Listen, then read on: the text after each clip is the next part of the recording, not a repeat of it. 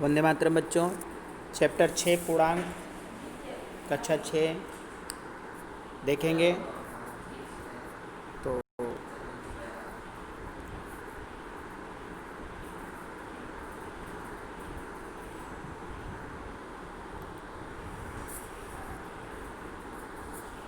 आपने पहले सीखा कि परवर्ती संख्या और है ना, तो जैसे 10 है तो उसमें जैसे परवर्ती यानी आगे की संख्या और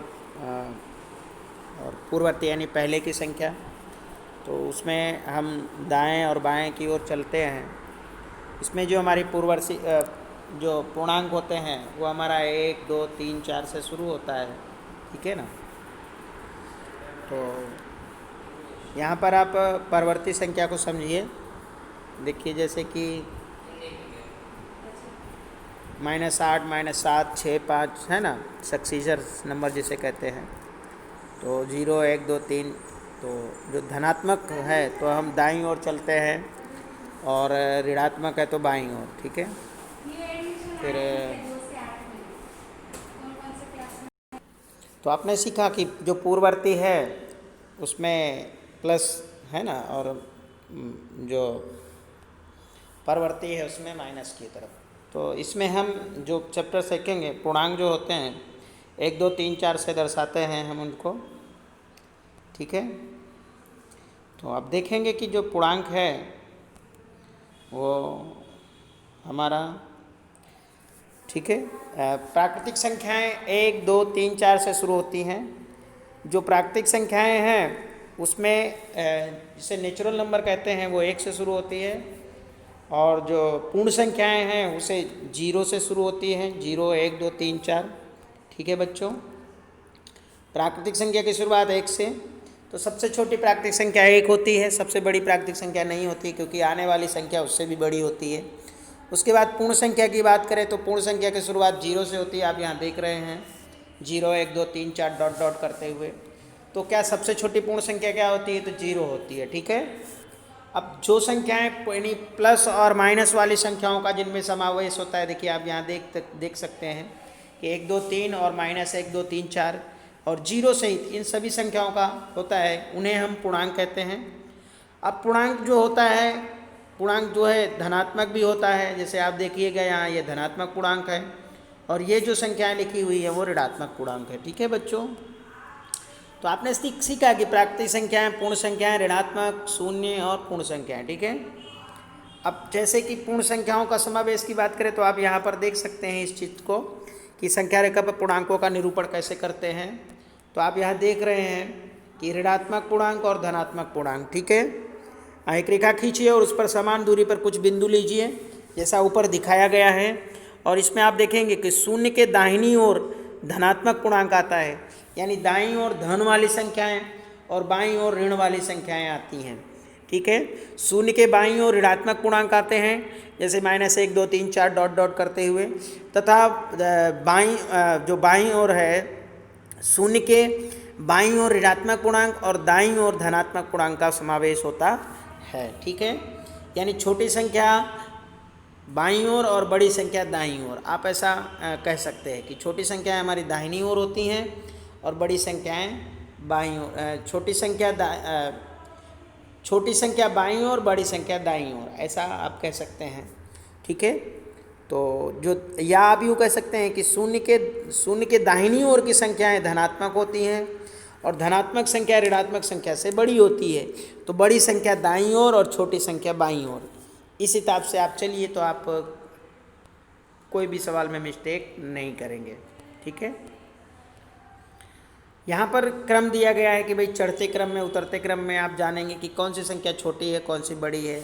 अब जैसे हमने कोई संख्या लिखा 7, मान लीजिए हमने लिखा 7 और 6, तो 7 6 से बड़ी है, तो हम ऐसा लिख सकते हैं कि 7 6 से बड़ी है, ठीक है। बड़ी संख्या की ओर मुंह खोलते हैं और छोटी की ओर बंद कर देते हैं, ठीक है, यहाँ पे। और आप देखेंगे कि जो 0 है वो -3 से बड़ी है कि नहीं, तो यस बड़ी है, तो 0 3 से बड़ी है, ठीक है। यानी जो माइनस वाली संख्या है वो 0 से छोटी होती है और प्लस से भी छोटी होती है, और जो ऋणात्मक संख्या, जो धनात्मक संख्याएं हैं वो माइनस से बड़ी होती हैं, ठीक है।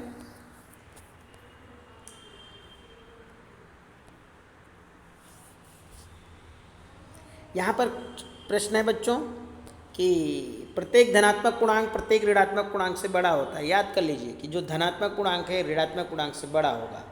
दूसरा कि शून्य धनात्मक पूर्णांक से छोटा होता है लेकिन ऋणात्मक पूर्णांक से बड़ा होता है, ये भी याद कर लीजिए, ठीक है। शून्य को ना तो एक ऋणात्मक पूर्णांक कह सकते हैं ना ही एक धनात्मक पूर्णांक कह सकते हैं, ठीक है। कोई भी संख्या शून्य से दाहिनी ओर जितनी अधिक दूरी पर होगी उतनी ही बड़ी होती जाएगी, यानी दाईं ओर की संख्याएं बड़ी होती हैं और शून्य से बाईं ओर की जितनी भी संख्याएं होंगी वे शून्य से छोटी होंगी, ठीक है। यहाँ पर उदाहरण है कि -8 और 2 के बीच कौन सी पूर्णांक संख्याएं हैं। तो यहाँ पर देखिए आपको दिख रहा है कि शून्य के ऊपर -7, 6, 4, 5, 3 है, ठीक है। फिर इसके आधार पर यहाँ पर है कि -3 पर एक है ना। अब प्रश्नावली 6.1 देखेंगे बच्चों। प्रश्नावली 6.1 में देखिए कि विपरीत संख्याएं लिखना है। जैसे भार में कमी है तो भार में कमी की जगह हम यहाँ वृद्धि है, भार में वृद्धि है तो हम यहाँ कमी लिखेंगे। फिर दूसरा है कि उत्तर किमी में है तो यहाँ हम लिखेंगे दक्षिण में, यानी आप जस्ट अपोजिट हम लिखेंगे उसका। फिर अगला हमारा है कि 8 मीटर पूर्व है तो हम यहाँ पर पश्चिम लिखेंगे, 8 मीटर पश्चिम। फिर यहाँ हानि है तो हम यहाँ डायरेक्ट लाभ लिखेंगे, ठीक है।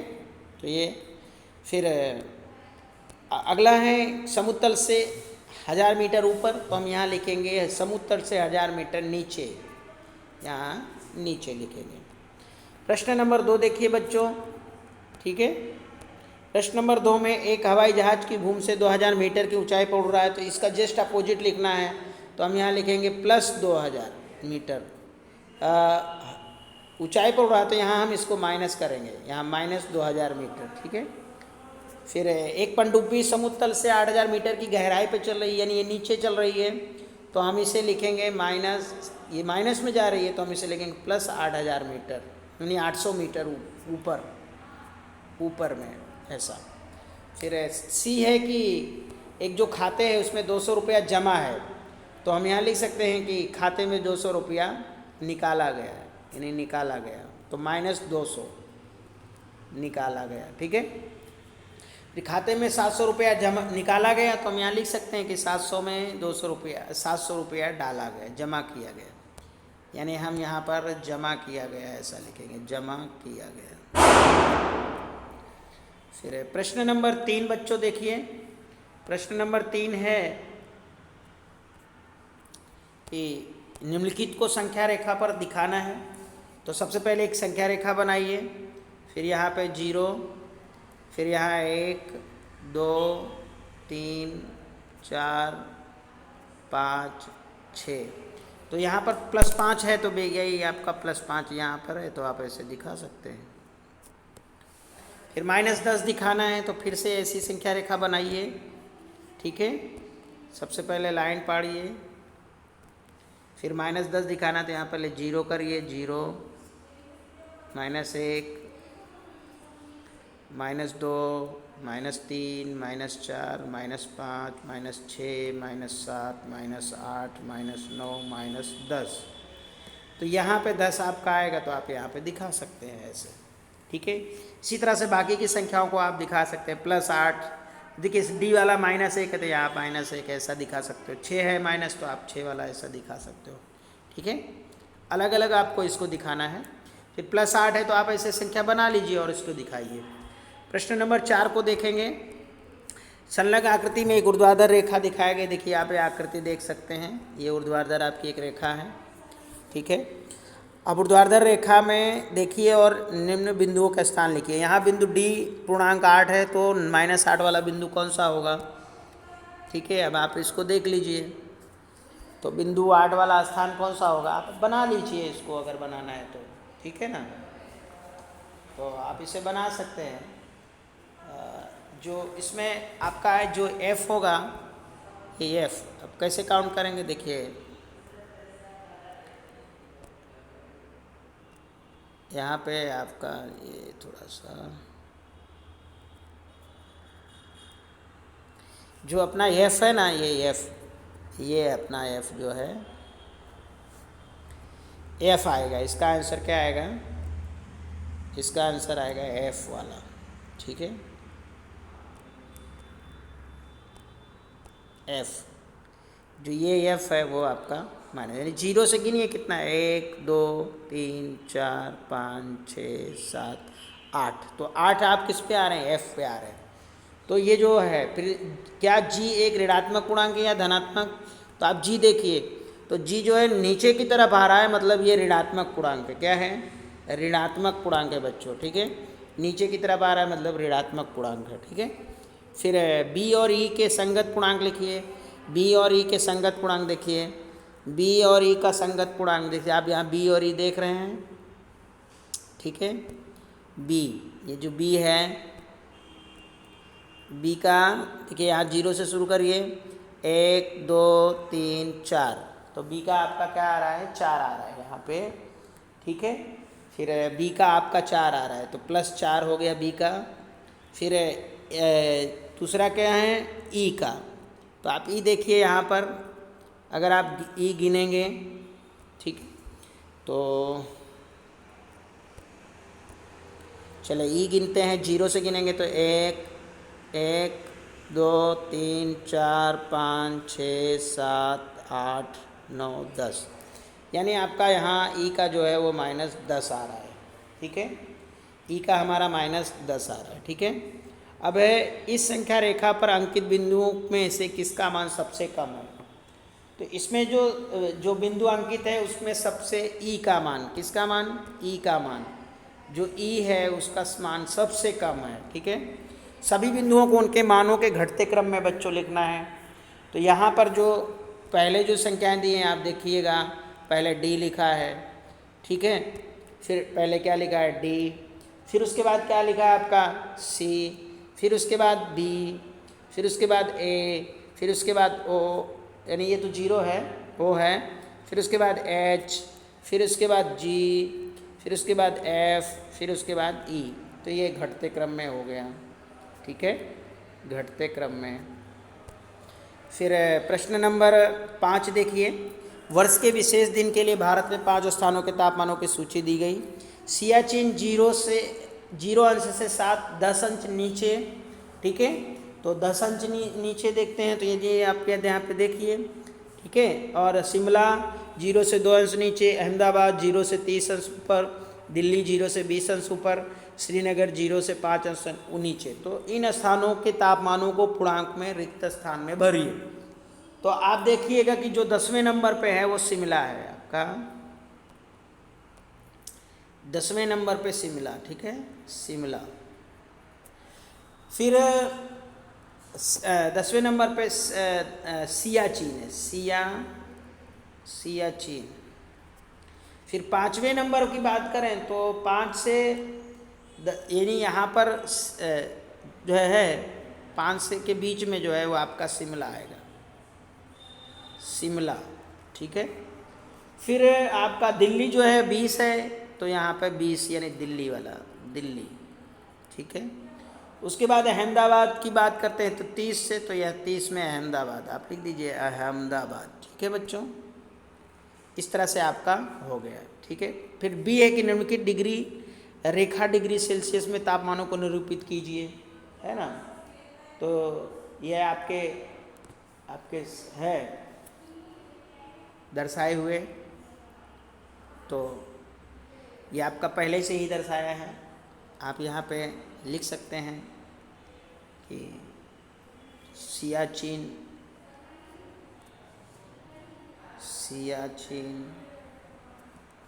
फिर आप इसमें लिख सकते हैं आपका शिमला, फिर आप दिल्ली, फिर आप यहाँ अहमदाबाद, ऐसा लिख सकते हैं, ठीक है। कौन सा स्थान सबसे ठंडा है, तो आप देखेंगे कि सियाचिन सबसे ठंडा है। कौन, सियाचिन, जो सियाचिन है वो सबसे ठंडा है। उन स्थानों के नाम लिखिए जिनका तापमान 10 से ऊपर है, तो आप 10 से ऊपर में देख सकते हैं अहमदाबाद और दिल्ली है, अहमदाबाद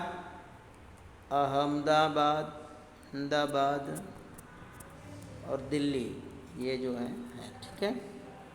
प्रश्न 6, निम्नलिखित युग्मों में कौन सी संख्या रेखा पर दूसरी के दाहिनी ओर है, ठीक है। आप देखेंगे कि जो 9 है, 9 जो है वो दाईं ओर है, इसमें जो 3 है वो दाहिनी ओर है, इसमें 0 दाहिनी ओर है।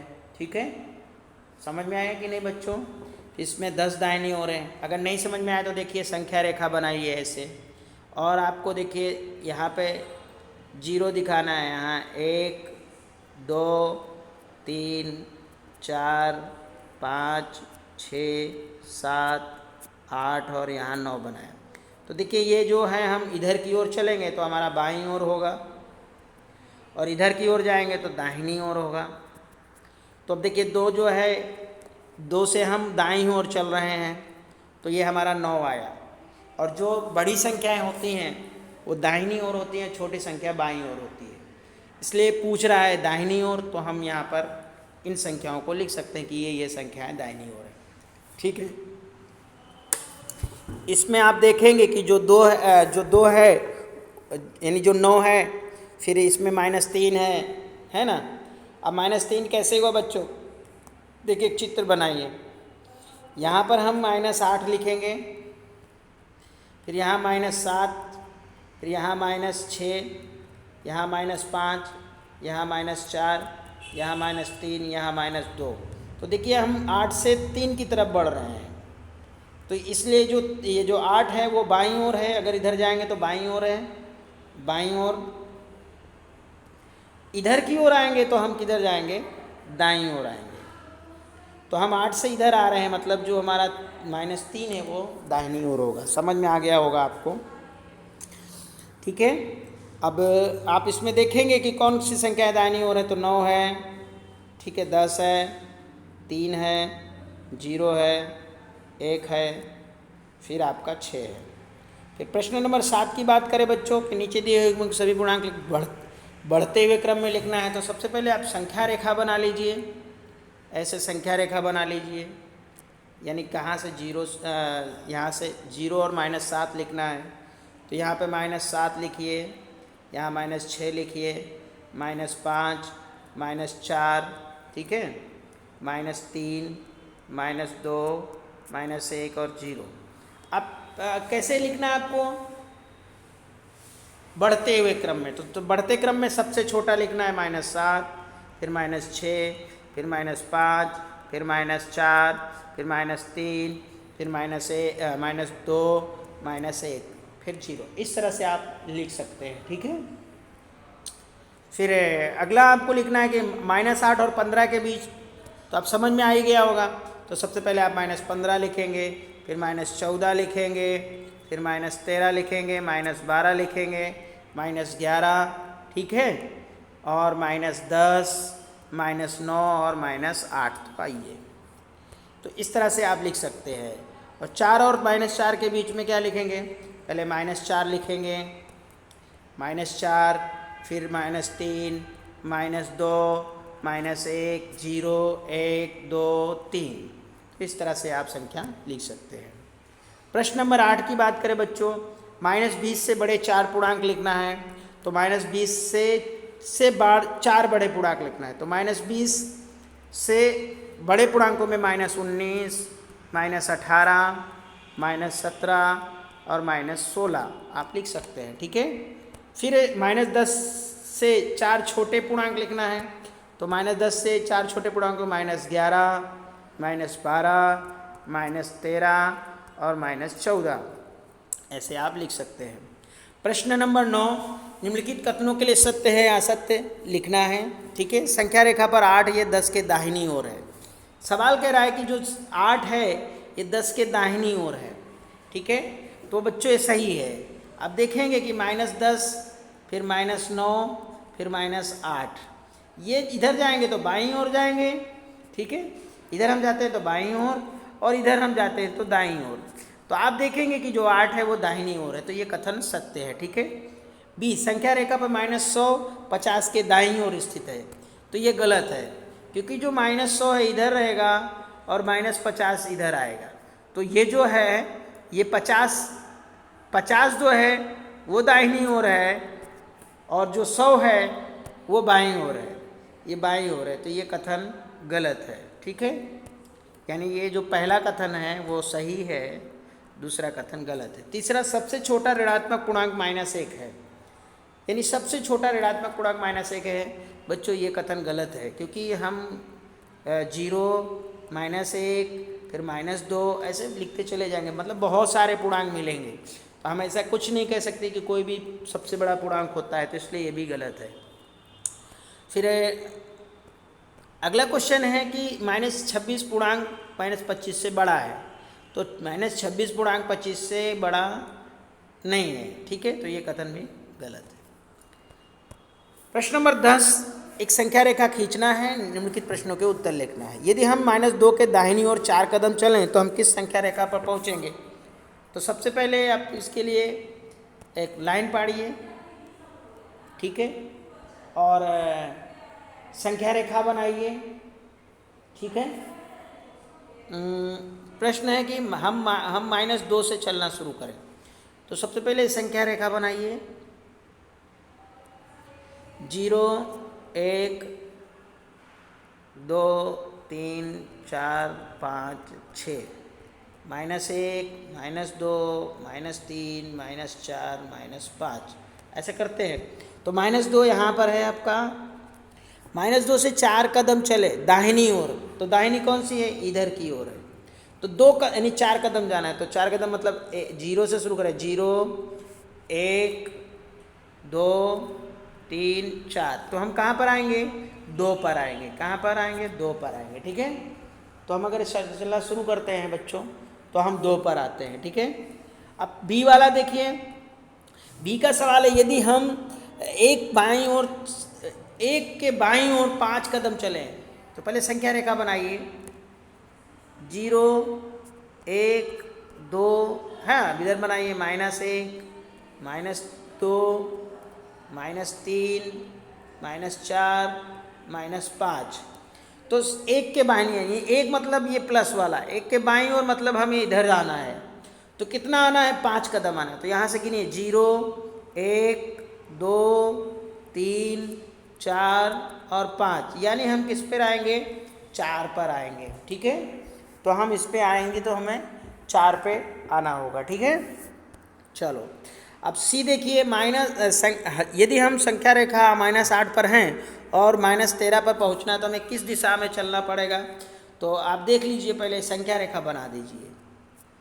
अब -8 यहाँ पर आप बना रहे हैं, -8, फिर -9 -10 -11 -12 -13। तो आप 8 से चलना किधर कर रहे हैं? बाईं ओर। तो आप किधर की ओर आएंगे? बाईं ओर, ठीक है। आप बाईं ओर आना शुरू करेंगे, ठीक है। चलिए समझ में आया ना, क्योंकि हम माइनस की तरफ आ रहे हैं, और जो माइनस वाली संख्याएं होती हैं वो हमारे बाईं ओर होती है, और जो प्लस की संख्याएं होती हैं वो दाहिनी ओर होती है। प्रश्न नंबर डी, यानी 10वें का डी, यदि हम संख्या रेखा पर -6 पर हैं और -1 पर पहुंचना है, तो हम किधर आएंगे? तो सबसे पहले संख्या रेखा बना लीजिए, ठीक है। तो -6 -5 -4 -3 -2 -1। अब देखिए 6 से हम चलना शुरू किए, तो हम इधर आ रहे हैं। इधर आ रहे हैं मतलब कि दाहिनी ओर आ रहे हैं। किधर आ रहे हैं? दाहिनी ओर आ रहे हैं। और कितना आ रहे हैं वो इसमें नहीं पूछा है, इसलिए ठीक है बच्चों। तो ये अपना प्रश्नावली खत्म होता है।